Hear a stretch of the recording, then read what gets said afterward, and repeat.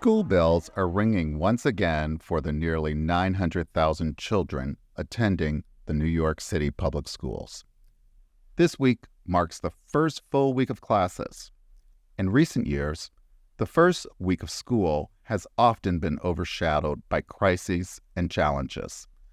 Michael Elson Rooney, a reporter for Chalkbeat, recounted for his readers the chaotic efforts the school system endured to restart in-person classes during the height of the pandemic, how the system negotiated the bruising battle over budget cuts, and this year, how the system may respond to an influx of children of asylum seekers who are testing the capacity limits of classrooms, as well as planning for a looming bus driver strike that could impact as many as 80,000 students, including 25,000 with special needs.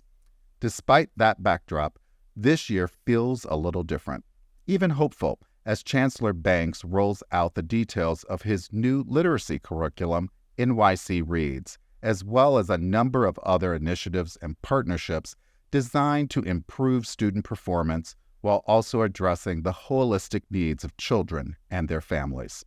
My name is Kevin Thompson, and I am the Managing Director of Communications at Robinhood. Joining me today is Emary Aronson, Robinhood's Chief Knowledge Officer and Senior Advisor to our CEO. Emary is going to help us unpack the challenges the school system faces and how partners like Robinhood are working with the school system to scale real change. Emary, thank you for joining us today and welcome. Thank you, Kevin.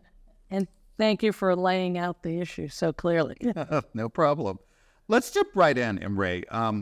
We've gone through a really tough time over the last 3 or 4 years. Here in New York, the pandemic took a particularly horrific toll. Perhaps we can begin by talking about the effects the pandemic has had on the nation's largest school system and what challenges you see ahead. There are so many different ways that the pandemic has really impacted the school system, not just in New York, but across the country. Think back to March 2020. On a Sunday night, the school's chancellor announced that schools were not opening on Monday morning. Without preparation in that sense, teachers didn't know that they weren't coming in the next day. Students didn't know that they were coming in the next day. Remember that this is a school system where amongst early childhood programs, children will get about 85% of their calories in a given day in school. This was going to be a huge difference. Huge deal. Yeah. Huge deal. Yeah. We didn't necessarily, everybody didn't have technology. They didn't have the computers. We also didn't know how long it was going to be. The first thought was, we'll figure this out for a couple of weeks. A couple of weeks turned into a couple of months, turned into a couple of years, and there were things we figured out along the way. We learned that there were ways that actually using technology, you could have more access to families, that you could reorganize.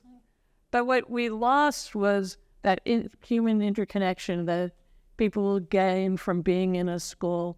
So that, yes, there were some students who thrived, but there were so many more who did not. And we see that in so many ways. You can see it in test scores, or you can see it in how students interact with each other, or you can see it in the fact that you introduced this as 900,000 students in the New York City public school system when we used to talk about 1.1 million. Yeah, we've lost 200,000 kids. Lost hundreds of thousands of children, and some of them transferred, their families moved, and some of them we just don't know. In fact, Robinhood has started funding a program to try to understand that data of where are those kids. And what caused them to leave. Yeah. Help us understand a little bit about what some of the so-called learning loss. I know here at Robinhood we don't like that term so much, or maybe you could talk about why that's not a preferred term, but it is sort of the vernacular that's out there in the world. What were some of those sorts of losses that kids experienced during COVID? These were all things that I imagine one is fair to say were occurring before the pandemic happened. But the pandemic certainly exacerbated these issues. The unfortunate reality is that we have to now talk about that more than half of the students in New York City do not read on grade level. 51%, it's an enormous number. If you look at specifically what was the experiences of students of color, Latinx students, you're going to see that only 36% of those students are now at grade level. 36%. Wow. That means that we have a system where 64% of those students are actually not reading on grade level.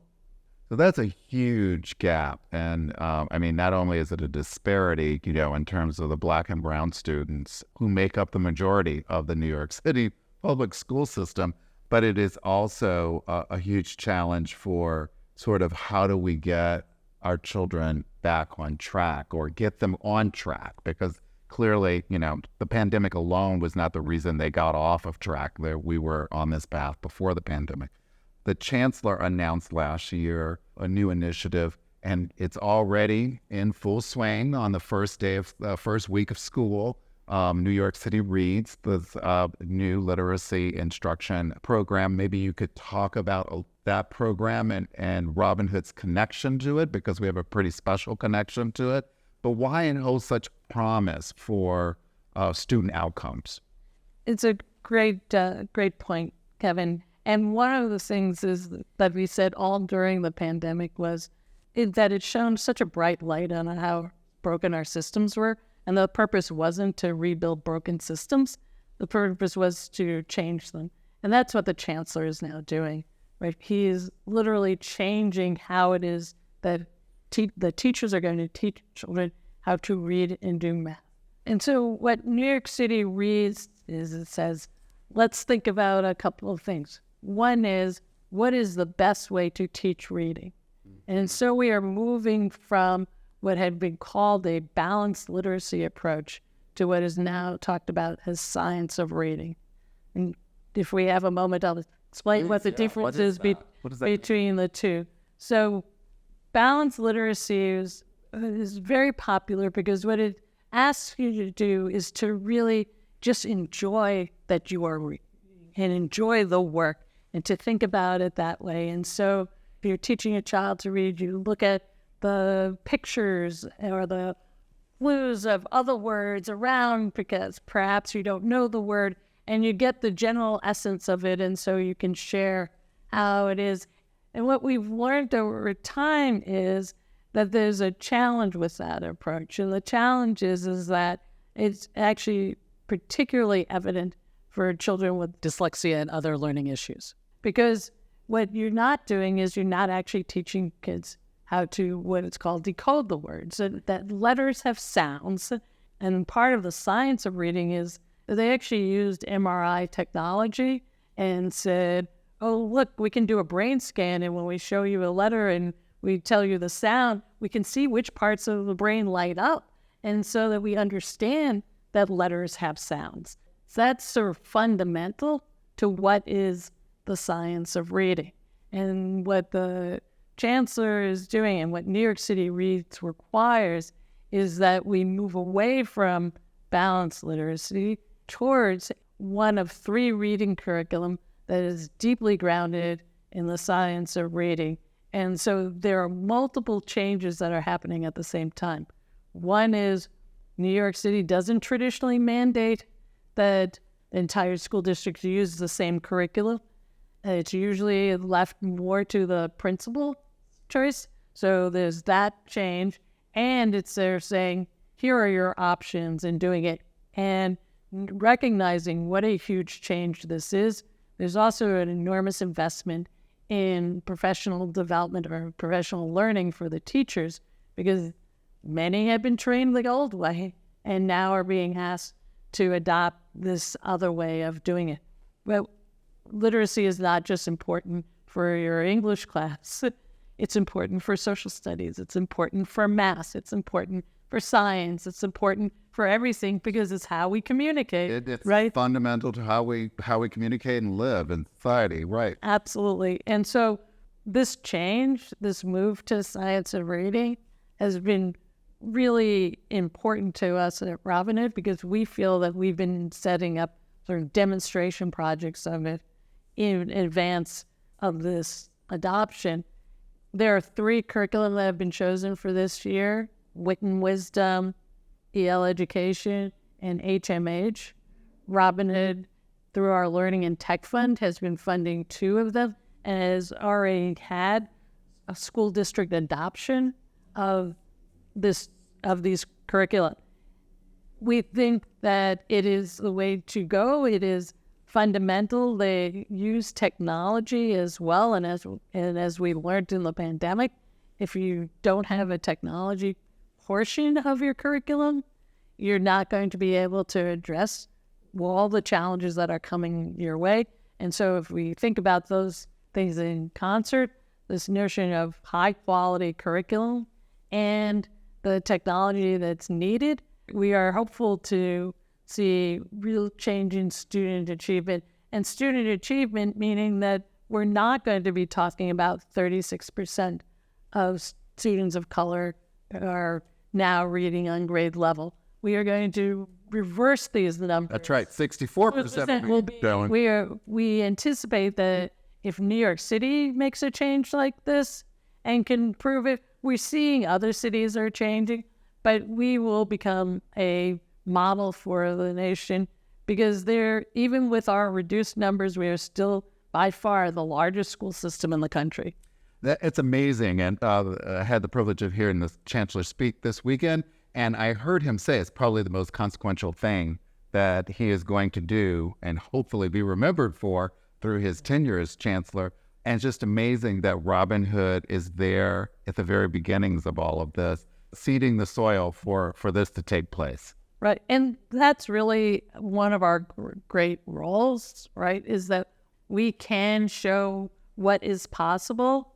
And then we've been working with the school system to help them as they think through this very big, talking 900,000, still a lot of young people that they have in their system, and more coming in every day. Yeah. And so we have been there as a partner. We are there as a funder. We are also very much a partner in knowing many of the providers of the professional development for teachers. We have been there as a thought partner as they think this through, and we're very excited about this. And that's not the only sort of initiative that Robin Hood is kind of helping the system fast track change in. Talk to us a little bit about the SITE program. I understand that we are helping to train teachers to become computationally fluent in order to be able to pass those skills along to students so that they can better compete in the workplace when they leave the secondary schools. Absolutely. The SITE program is Computer Integrated Teacher Education, CITE. It's basic security. Again, we seed funded this because we have an interest in what is computational thinking. How do you train young people to think and ask questions and understand in the good ways that a computer thinks through problems? Exactly. It is a higher level of literacy training, right. I would imagine. This is the next stage of it. It's computational thinking. But you also need to have teachers who can teach their students these skills. And with CUNY being a very large provider of teachers in the New York City public school system, the obvious spot was to go to CUNY to work with them on how it is that they were going to train teachers. And so the expectation is that by 2025, some 6,000 teachers a year are going to be fully fluent in computational thinking. And this is in companionship with other work that we've been doing around computational thinking and computer science education and all those other pieces that are crucial to what is the purpose of an education. Well, we want young people to graduate high school, college, and career ready. And if they do not have these skills, they are not college ready and they're not career ready. And when we think about what the future of work is, we know for sure that it requires these skills. Yep. You said earlier, 51% of the students are reading below the grade level. So we have an initiative here at Robin Hood that we're partnering with to really push high impact tutoring as a tool to help accelerate and advance reading scores, math proficiency, etc. Tell us a little bit about that program. High impact tutoring is so essential. The data and the evidence is clear on this. We have decades of information that says that small group additional instruction or one-on-one tutoring can really make a difference. And so we, in partnership with other funders in New York City and in partnership with New York City Public Schools, we work with Expand Ed, and they are running a program for high impact tutoring. But the notion is that over the next 4 or 5 years, they will be reaching 55,000 students. And so when you asked earlier about what is the answer to the learning loss that happened during the pandemic, this is one of the answers. None of these are sole answers all on their own. Right.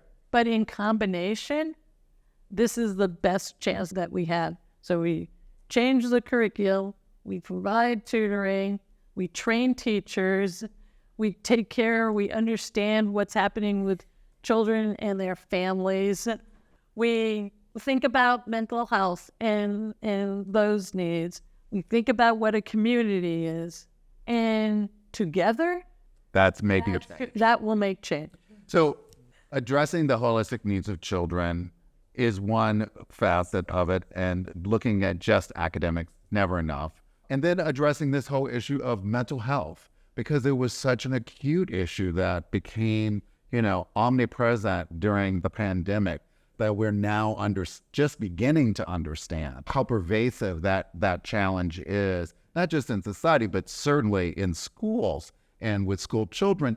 And you couple that with kids who are coming from neighborhoods that experience traumatic sorts of grief because of loss of parents or sibling or someone in their household during the pandemic, illnesses, etc. It becomes a big issue. What are we doing in that space? Today is September 11th. Having this conversation today is such a meaningful moment to answer that question, because it was in the aftermath of September 11th that we really started focusing on what is school-based mental health. Because in those days, in winter of 2001 and the spring of 2002, we had children in the schools who were literally sitting in the same spot they had been in when they watched the towers come down. They didn't even rearrange the classrooms. Or you had the tremendous loss of life, or just the trauma that had been in the schools. And one of the things that we saw at that time was that if you looked at how children were served, in the summertime you would have your most vulnerable children in class, but you would also then remove all the other supports. And so one of the first things we actually started funding after 9/11 was the idea of, couldn't you put in some supports during the summer programs as well? But we also realized how important it is to address the needs of children in school, because if we can address them in school, they will stay in school. Robin Hood has this 22-year history of funding school-based mental health and other supports in schools. And so during the pandemic, we increased our support to mental health, and we are seeing how it is that the schools are asking for their children and also sometimes for their faculty and administrators. And we know the mental health needs, they always have a very long tail, and this is going to be not a couple of years tail, this is going to be generational. If we know it, then it's incumbent upon us to provide the supports. So we think about this, and we are optimistic about all of the work that we've been talking about. We are particularly optimistic thinking about what we're talking about as our next gen community schools. Community schools have existed for quite some time, and have always been this notion of what are all the other support systems that you need in addition to academic supports? And so how do you support the family that is homeless? How do you think about healthcare? How do you think about mental health and all the other needs? And how do we think about family and community engagement? And if we can go beyond schools to just sort of Robin Hood in general, the notion of how do we think about understanding what families want and what communities want is actually where we are heading in all of our work.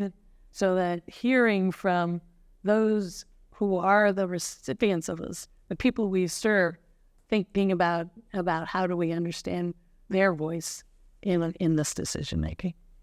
That's wonderful. Thank you, Emary. We're going to have to leave it there. I appreciate you so much for being with us today. That was Emary Aronson. She is the Chief Knowledge Officer and Senior Advisor to the CEO here at Robin Hood. I'm Kevin Thompson. Please join us again. For more information about Robin Hood news, interviews, and stories of our impact, visit us on our website at robinhood.org.